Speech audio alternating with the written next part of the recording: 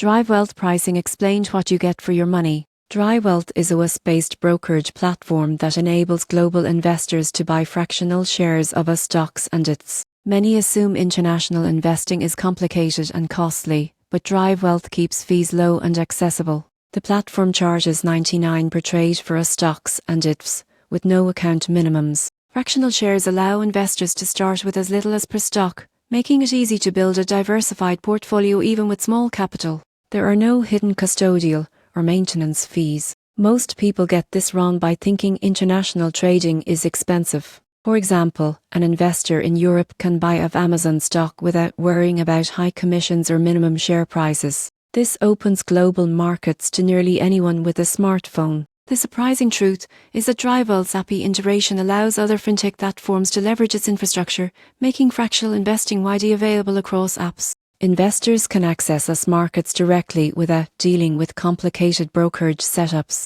In conclusion, DriveWealth pricing is simple, low cost, and highly accessible. By understanding the per trade fee and fractional share options, investors can participate in US markets easily, building diversified portfolios at minimal cost.